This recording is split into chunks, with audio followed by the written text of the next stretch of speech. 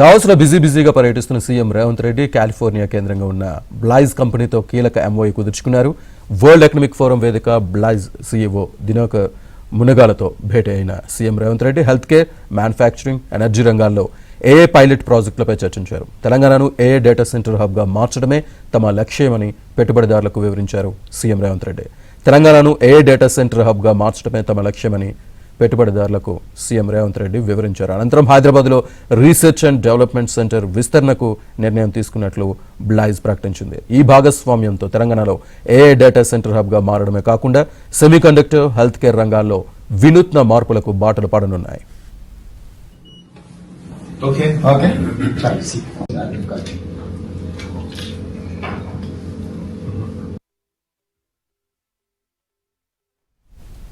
హైదరాబాద్ వేదికగా ప్రపంచంలోనే తొలి బ్యూటీ టెక్ జీసీసీ కేంద్రాన్ని ఏర్పాటు చేస్తున్నట్లు లోరియల్ ప్రకటించింది.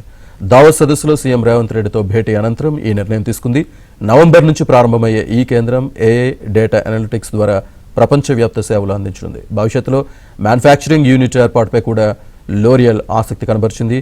బ్యూటీ టెక్ రంగంలోనూ తెలంగాణ ముందంజలో ఉందని మంత్రి శ్రీధర్ బాబు ఆశాభావం వ్యక్తం చేశారు.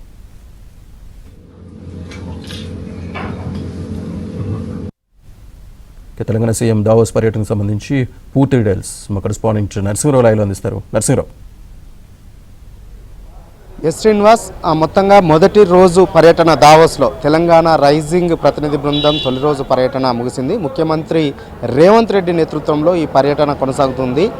రేవంత్ రెడ్డితో పాటుగా మంత్రి ఐటీ పరిశ్రమల శాఖ మంత్రి దుద్దిల్ల శ్రీధర్ బాబు, అదేవిధంగా రెవెన్యూ శాఖ మంత్రి పొంగులేటి శ్రీనివాస్ రెడ్డి, అదేవిధంగా అధికారులు ఈ పర్యటనలో ఉన్నారు.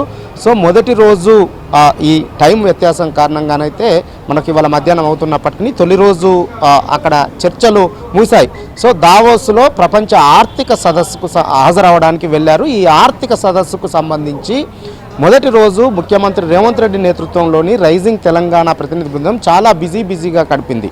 ఇటు ఇజ్రాయెల్ దేశానికి సంబంధించి, అదేవిధంగా యూఏఈకి సంబంధించి, సౌదీ అరేబియాకు సంబంధించి, అదేవిధంగా గూగుల్ సంస్థకు సంబంధించి, లోరియల్ సంస్థకు సంబంధించి, ఈ విధంగా ప్రపంచ దిగ్గజ సంస్థలకు సంబంధించినటువంటి ప్రతినిధులతో, ఆయా దేశాల ప్రతినిధులతో, మంత్రులతో చాలా బిజీగా విస్తృతమైనటువంటి చర్చల్ని మొదటి రోజు ముఖ్యమంత్రి రేవంత్ రెడ్డి, అదేవిధంగా పరిశ్రమల ఐటీ శాఖ మంత్రి దుద్దిల్ల శ్రీధర్ బాబు గడిపారు.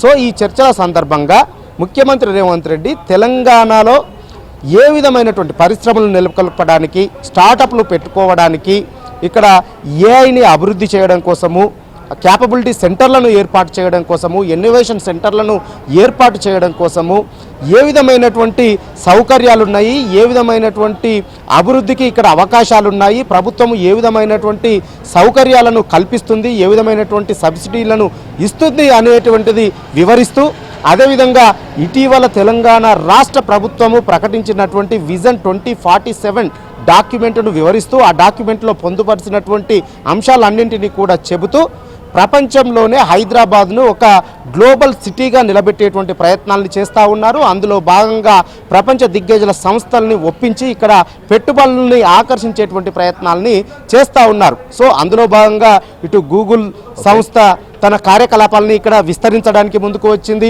కాలిఫోర్నియా కేంద్రంగా పనిచేసేటువంటి బ్లైజ్ అనే సంస్థ ఇక్కడ తన కార్యకలాపాలను విస్తరించడానికి ముందుకు వచ్చింది. లోరియల్ బ్యూటీ టెక్ సంస్థను ఇక్కడ నెలకొల్పడానికి ముందుకు వచ్చింది. సో రెండో రోజు కూడా పర్యటన మరి కాసేపట్లోనే ప్రారంభం కాబోతుంది. శ్రీనివాస్.